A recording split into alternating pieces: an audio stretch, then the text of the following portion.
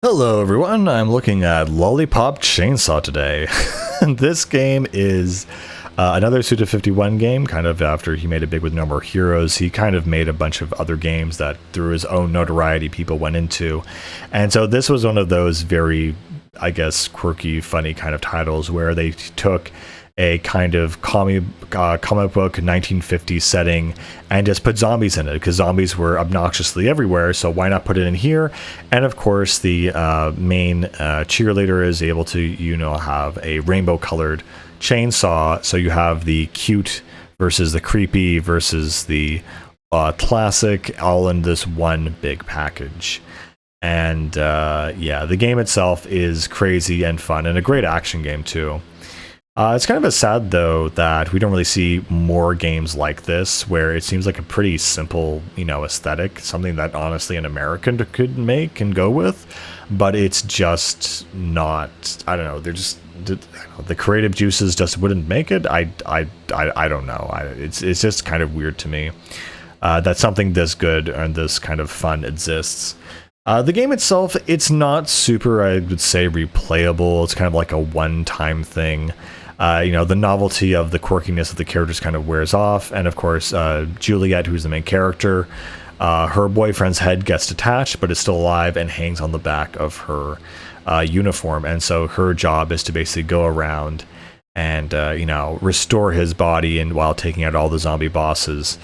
Something that's really interesting that the developers talked about is that every kind of level or section of the game is based around a certain type of music. So it's kind of, goes from pop to disco.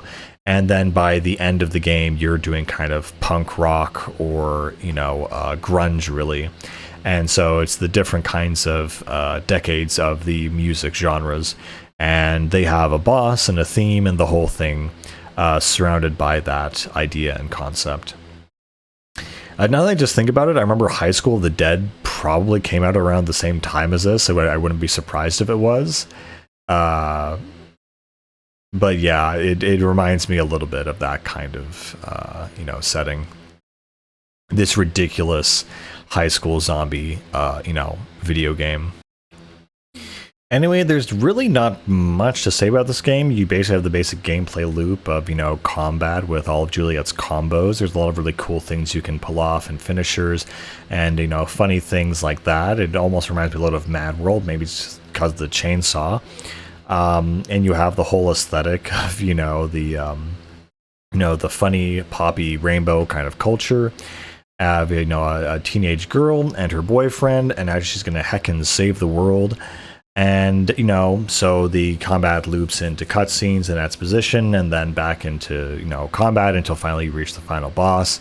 And that's divided into 5 or 6 different levels or main areas. And I mean, that's pretty much the game. I wish I had really more to say about it, but it's kind of something, again, you play once, you kind of get the vibe for it, and then you move on. But yeah, the game itself is absolutely crazy, over the top, and a lot of fun to play.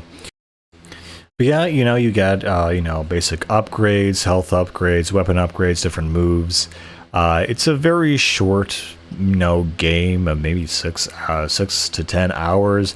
And it's supposed to be one of those things you consume and be like, okay, that was a cool, fun aesthetic, a crazy ride, and I want to see more from this developer. And I'm starting to warming up to shorter games, but yeah, that's pretty much the game. It's a pretty average, middle-of-the-road kind of action game that has a very fun, cool aesthetic and doesn't overstay its welcome, and that's really all I can ask for. Anyway, guys, I think that's it. I'll say for this one, and I'll see you later. Bye.